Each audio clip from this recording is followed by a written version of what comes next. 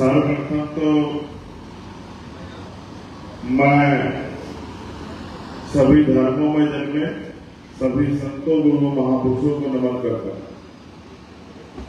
इस मंच पर उपस्थित भीम आर्मी आजाद समाज पार्टी के सभी सम्मानित नेतागण, इस प्रोग्राम में उपस्थित बहुत बड़ी संख्या में मेरी माए बहनें, हमारे बुजुर्ग, मुझसे उम्र में मेरे भाई और मेरे उम्र से छोटे मेरे छोटे भाइयों को मैं बड़ी लंबी समय से आप लोग इंतजार कर रहे हैं, इसके लिए मैं आपका धन्यवाद करता हूं।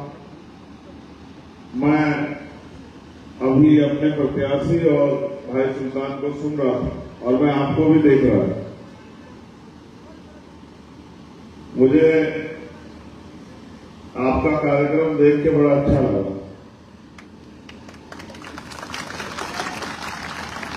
और मेरे मन में बहुत सारी बातें आ रही थी कि मैं आपसे किस विषय में बात करूं, क्योंकि चुनाव में लोग वोट ही मांगेंगे कि भाई वोट दे देना। फिर इस अम्बाला को मैं बहुत अच्छी तरह से जानता। ये जो अम्बाला लोकसभा सीट, इसका इतिहास बड़ा मजबूत है, तो मैं इस धरती को भी नमन करता हूं, क्योंकि ये क्रांतिकारी धरती है। इस धरती ने पहले भी जो है वंचित बहुजन समाज के लोगों को इस देश में मौका दिया है पार्लियामेंट में जाके अपनी आवाज उठाने का। माननीय अमन कुमार नागरा जी को आपने यहां से सांसद बना के भेजा था, अपनी एक मजबूत आवाज, अपना एक मजबूत नेता आपने तैयार किया है, इसलिए मैं पूरे धरती को धन्यवाद देता हूं।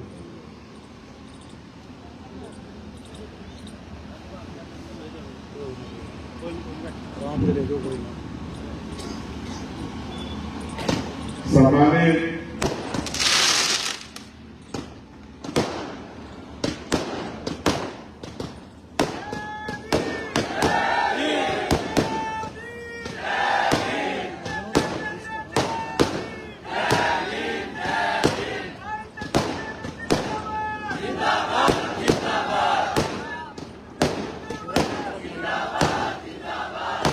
ये किसकी तरह है?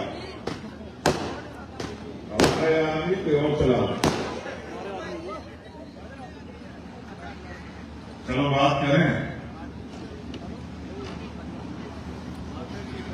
ये देश लंबे समय तक अन्य राजाओं महाराजाओं का और बाहरी आक्रामकताओं का गुलाम रहा। गुलाम वो इसलिए रहा कि इस देश में वर्ण व्यवस्था थी, वर्ण व्यवस्था के बाद जाति व्यवस्था आई। वर्ण व्यवस्था में बहुत सारे लोगों को पाबंदी लगा के रोका गया था कि पढ़ने का अधिकार किसको होगा, पढ़ाने का अधिकार किसको होगा, रोजगार करने का अधिकार किसको होगा, सेवा करने का अधिकार किसको होगा, लड़ने का अधिकार किसको होगा। उन पाबंदियों के कारण बाहर से लोग आते रहे, उस देश में राज करते रहे। लंबे समय तक ये राज व्यवस्था चलती रही। फिर इसी कड़ी में अंग्रेज भी आए। जब अंग्रेज आए तो अंग्रेजों ने यहाँ की हालत को देखा तो कुछ सुधार के निर्णय लिए, लेकिन अंग्रेजों के समय में ही एक ऐसे महापुरुष देश में जन्मे जिनको हम डॉक्टर बाबा साहब अम्बेडकर के नाम से जानते हैं। वो आज इस दुनिया में नहीं है, लेकिन वो अजर अमर हो गए।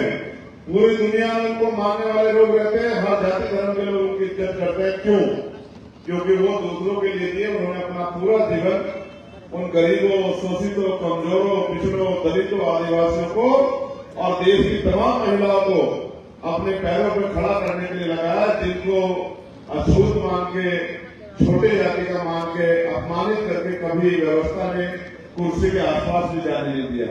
आप महसूस करो, जब राजा महाराजा राज करते थे तो रानी के पेट से राजा जन्म लेता था और राजा जो कह देता था वो कानून बन जाता था।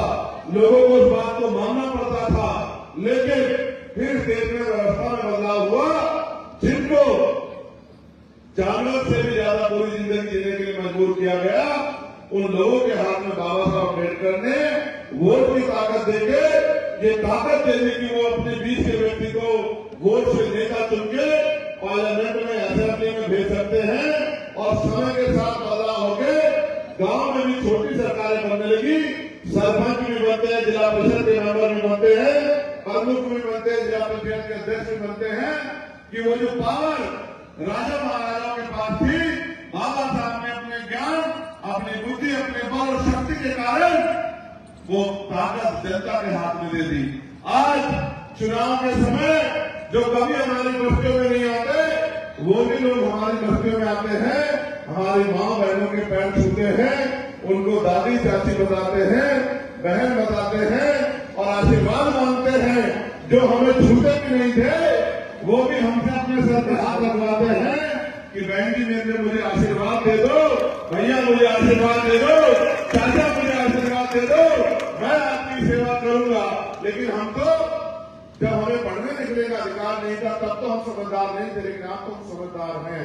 जो 5 साल कभी हमारी गलियों में नहीं दिखते, वो अपने मतलब के लिए हमारे बीच आते हैं और हमसे हमारी वोट की ताकत लेना चाहते हैं, और वोट की ताकत को लेकर अगले 5 साल में हमें दिखाई नहीं देते।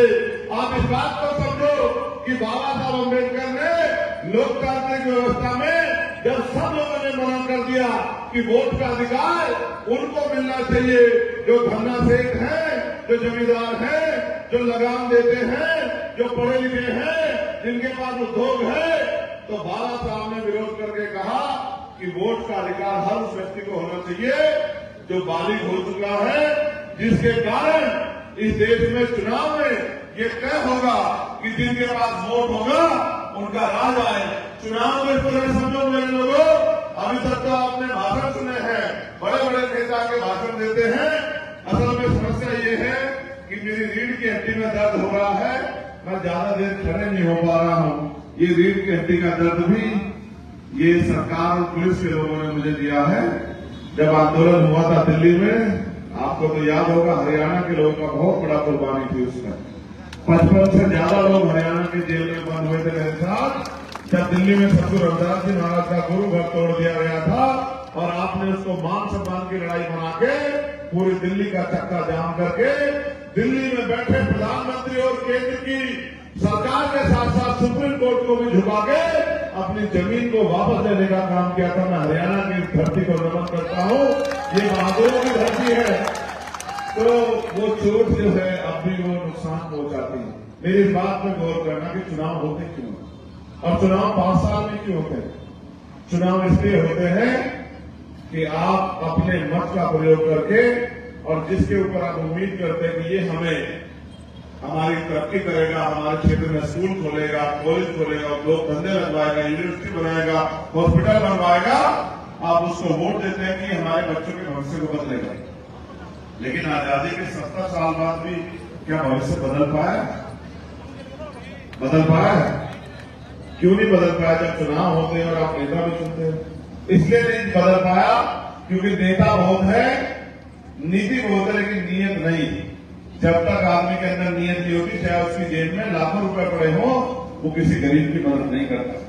जब उसके अंदर नीयत होती है, तब वो गरीब की मदद करता है, तब वो अपने पैसे का प्रयोग किसी दूसरे के लिए करता है। तो चुनाव होता इसलिए है, जब गांव में सरपंच का चुनाव होता है तो इसलिए होता है कि सरपंच का जो खजाना है, वो खजाना किसके हाथ में रहेगा, और जिसके हाथ में खजाना होगा वो खजाने को कहां लगाएगा। जब विधानसभा का चुनाव होता है तो विधानसभा के खजाने के लिए चुनाव होता है कि विधानसभा का खजाना किसके पास रहेगा और वो उस खजाने को कहां लगाएगा। जब लोकसभा का चुनाव होता है तो लोकसभा के खजाने का चुनाव होता है कि लोकसभा का खजाना किसके पास रहेगा और वो उस खजाने को किसके लिए लगाएगा। आप महसूस करो, आप जिसको वोट देते हो वो 5 साल आपकी बस्ती में नहीं आता, तो वो आपके काम क्यों करेगा? वो खजाने का प्रयोग आपके लिए क्यों करेगा? इस देश में जनता के टैक्स से जो पैसा इकट्ठा होता है उसी को लगाने के लिए तो हम नेता चुनते हैं कि वो पैसा सही जगह लगे। लेकिन अब तो माननीय काशीराम साहब कहते थे, मेरा दिल इसलिए बड़ा गदगद है क्योंकि माननीय काशीराम साहब ने अपने आंदोलन की शुरुआत हरियाणा से की थी, जब DS4 के बैनर के तले उन्होंने बहुत सारे लोगों को लड़ाने का काम किया था, चुनाव लड़ाने का काम किया था। वो अलग बात है, किसी को 500 वोट मिले, किसी को 700 वोट मिले, किसी को 1000 वोट मिले, लेकिन काशीराम साहब ने हार नहीं मानी। काशीराम साहब ने फिर से समाज को तैयार किया। आज हम उसी स्थिति में खड़े हैं मैं जब कमल की तरफ देखता हूँ, उसकी मेहनत को देखता हूँ तो बड़ा गौरवान्वित होता हूँ कि पिछले 6 साल से उसने एक दिन भी आपको अकेला नहीं छोड़ा, दिन रात आपकी सेवा की। जहां आपको जरूरत पड़ी वहां पर सीना तान के लड़ाई लड़ी, जहां आपको जरूरत हुई वो उसके साथी मिलकर जो है उस लड़ाई को लड़ने गए। लेकिन बहुत लंबे समय बाद हमें महसूस हुआ कि जब तक राजनीतिक शक्ति हमारे पास नहीं होगी तब तक हम अपने समाज का भला नहीं कर सकते, तब तक हम अपने समाज को पैरों पर नहीं खड़ा कर सकते। फिर हमने राजनीतिक दल बनाया। क्यों बनाया? इसलिए बनाया कि बाबा साहब अम्बेडकर ने भी कांग्रेस के होते, अकाली दल के होते, मुस्लिम लीग के होते, लेफ्ट की पार्टी में होते भी अपनी पार्टी बनाई। क्योंकि वो जान गए थे कि इन पार्टियों के भरोसे अगर हम रहेंगे तो हमारा समाज गड्ढे में ही पड़ा रहेगा, हमारी कोई सुनवाई नहीं करेगा। इसलिए उन्होंने 3 पार्टियां बनाई। लेबर पार्टी ऑफ इंडिया बनाई, उन्होंने शेड्यूल कास्ट फेडरेशन बनाई और फिर उन्होंने आरपीआई बनाई। इसलिए बनाई कि अपने दल के जरिए अपना मजबूत नेता तैयार करके अपने लोगों की समस्याओं का हल किया जाए। आज हम उसी दौर में है और आप महसूस करो, एक तरफ पैसे वाले लोग हैं जो पैसे के आधार पर चुनाव लड़ रहे हैं, उनकी जब सभाएं होती है, बड़ी बड़ी कुर्सियां लगती है, नेताजी के लिए एसी लगता है, खाने पीने का इंतजाम होता है और बड़े साधन संसाधन लगते हैं। लेकिन कमल के पास पैसा नहीं है। उसने आपके लिए चादर बिछा दी कि भाई आप इसी चादर पर बैठ जाना और आप कई घंटों से इस चादर पर बैठे। इसलिए मेरा मन गौरवान्वित हो रहा है कि आप फिर से अपने आंदोलन को जिंदा करने के लिए तैयार हो। आप महसूस करो, जब पैसे वाले ही सब लोग आगे बढ़ेंगे तो गरीब की सुनवाई कौन करेगा? आप बताओ, 75 साल में हमें क्या मिला? रहने के लिए अच्छे मकान, पीने के लिए साफ पानी, खाने के लिए अच्छा भोजन, पहनने के लिए अच्छे कपड़े। गांव देहात में जाके देखो, 80% लोग आज के हेड टू माउथ है, अगर मेहनत मजदूरी ना करें तो उनके बच्चों को रोटी ना मिले। ये सरकारें हमसे धोखा करती आ रही है, हमें इनके धोखे का जवाब वोट से देना है। आप महसूस करो, ये कहते हैं कि हमने गरीबों के लिए अच्छे स्कूल बना दिए हैं, अच्छे हॉस्पिटल बना दिए हैं, लेकिन कभी अपने बच्चों को उन सरकारी स्कूलों में नहीं भेजते। अपने बच्चों को इंग्लैंड में पढ़ाते हैं, अपने बच्चों को लंदन में पढ़ाते हैं, अपने बच्चों को प्राइवेट स्कूल में पढ़ाते हैं और हमें सरकारी में धक्का देते हैं। वहां के मास्टरों को भी पोलियो की ड्यूटी में, चुनाव की ड्यूटी में कहां लगा देते हैं, क्योंकि जानते हैं अगर ये समाज पढ़ लिख जाएगा, बहुजन समाज, तो अपने हक अधिकार मांगेगा। इसलिए ये नहीं चाहते।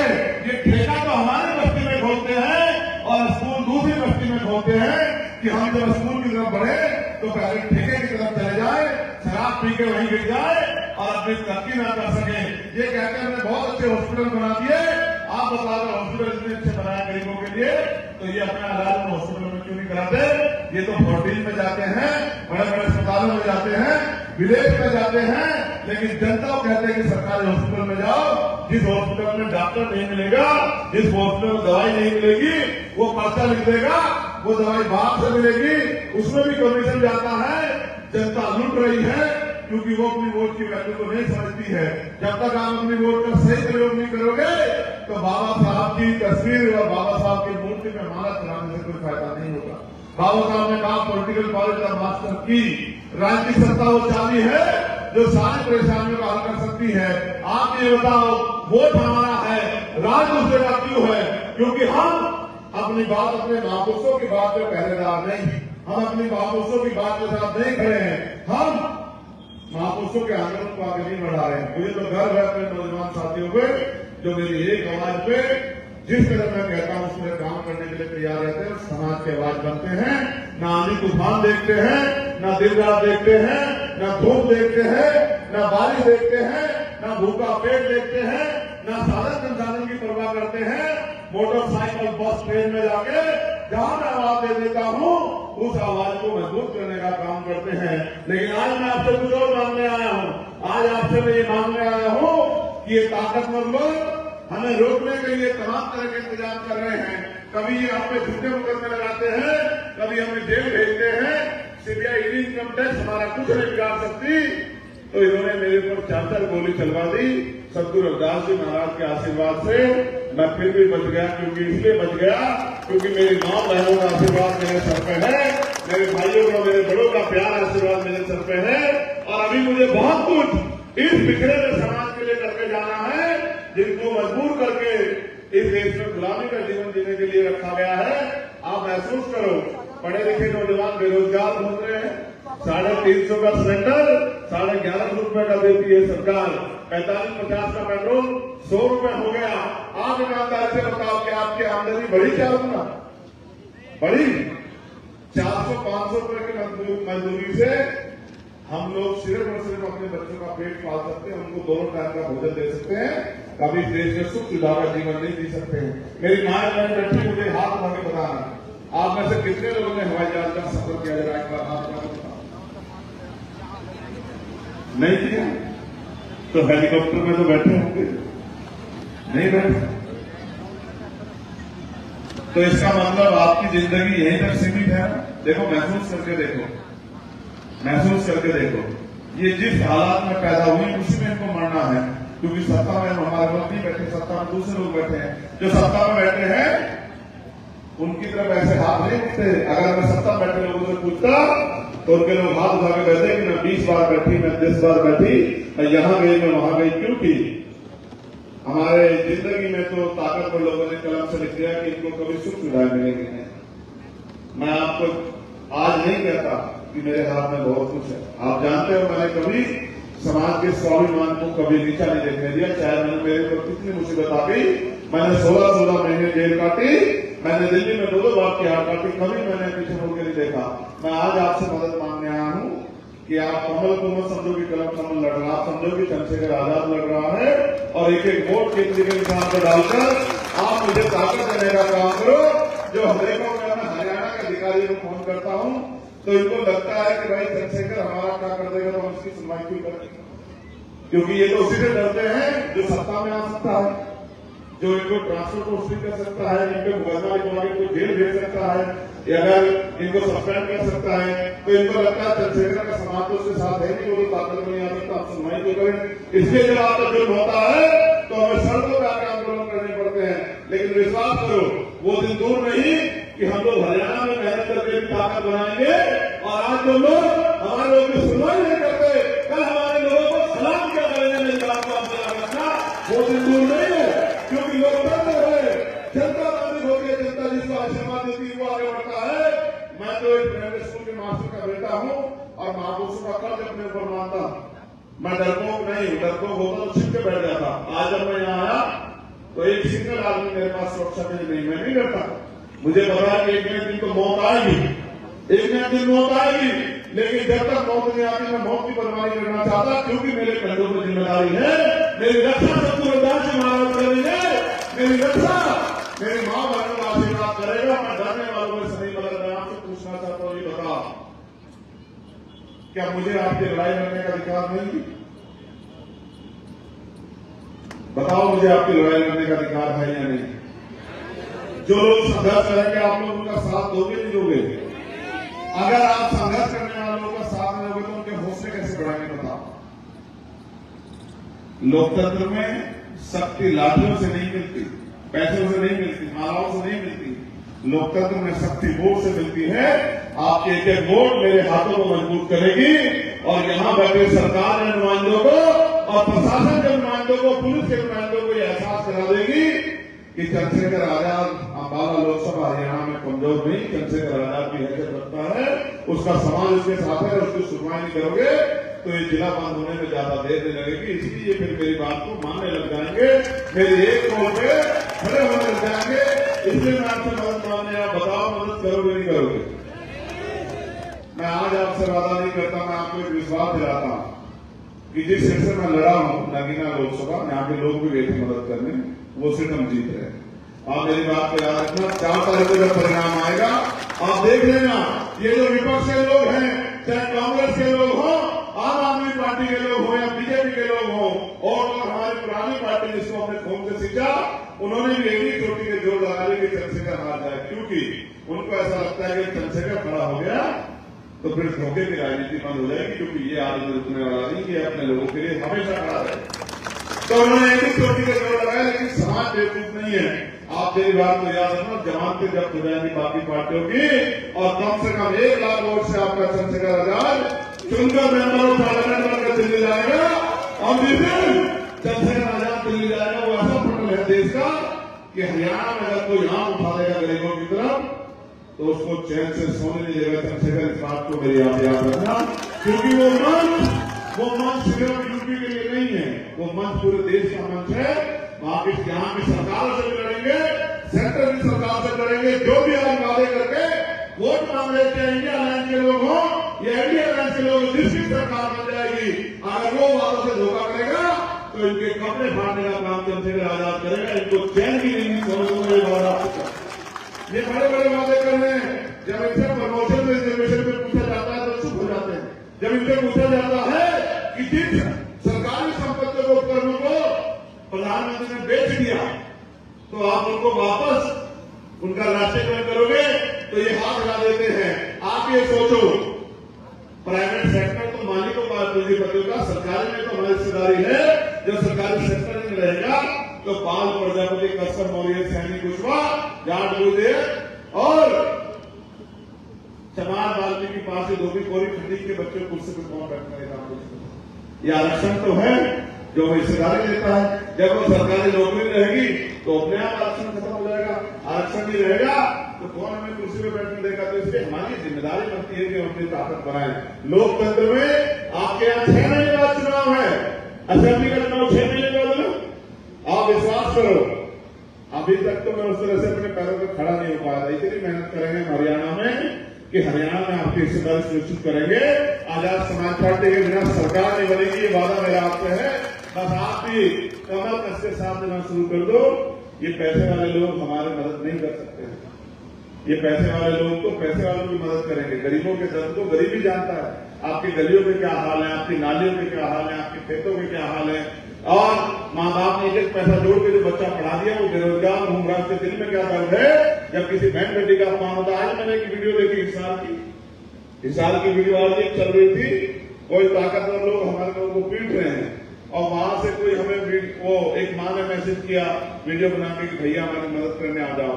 अब मैं यही सोचता हूँ कि मैं इतना ताकतवर सतगुरु महाराज मुझे बनाए कि मैं अपने लोगों पे हाथ चलाने दूं। इतनी ताकत सतगुरु महाराज मुझे दे, लेकिन वो बनेगी तभी जब आप मेरा साथ दोगे। बताओ मदद करोगे नहीं करोगे? दोनों हाथ उठा के बताओ। ऐसा तो नहीं कोई पैसे वाला आ जाएगा उसकी बातों में आ जाओगे? ऐसा तो नहीं कोई वो शराब और मिठाई लेके आ जाएगा?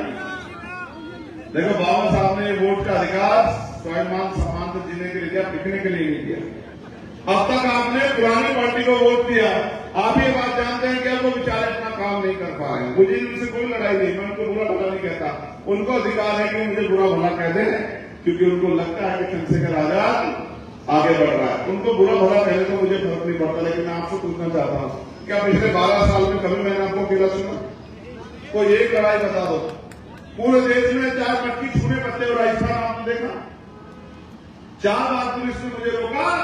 कांग्रेस की सरकार थी, मगर मैं 42 घंटे की यात्रा करके गया, क्योंकि मैंने उसके पिता को वजह दिया था कि चंद्रशेखर आजाद आपकी मदद के लिए आए। जब मुझे रंगे में जितेंद्र मेघवाल की हत्या हुई, मैं सारे काम छोड़ के गया। यहां भी जब रमन की हत्या हुई थी तब भी मैं आया था। हमेशा सबकी मदद करने के लिए जाता, मैंने कभी किसी का हाथ नहीं छोड़ा। चाहे वो दिल्ली में नागल की बच्ची के साथ अन्याय हुआ हो, चाहे वो हाथरस की बच्ची के साथ अन्याय हुआ हो, चाहे दिल्ली में गुरु घर टूटा हो, चाहे नासिक का मामला, कोई ऐसा मामला नहीं जिसमें मैंने आपकी आवाज बनने का काम नहीं किया। मैं आपसे मदद मांगने आया कि आप मुझे ताकत दो कि मैं इस लड़ाई को, जिसको सड़क पे लड़ पाया, उसको पार्लियामेंट में लड़ सकूं। ये कमल जो है ये कितनी एक मदद और चाहिए, बताओ करोगे नहीं करोगे? एक मदद और चाहिए, पहले बताओ करोगे नहीं करोगे? देखो ऐसा है, अब चुनाव आयोग चाहे मुकदमा कर दे या कुछ भी कर दे, क्योंकि बात समझो, जो सहारा देगा वो इशारा भी देगा। एक तरफ पैसे वाले लोग हैं, एक तरफ ये कमल। अब मैं देखता हूं, महसूस करता हूं कि उसके पास पैसे नहीं है चुनाव लड़ने। वो कमजोर पड़ रहा है क्योंकि वो कोई रोजगार तो करता नहीं है, न कोई उसने कोई अवैध रूप में पैसा कमाया है। तो मैं आपको मदद करता हूं, अपील करता हूं, उसको वहां रखो।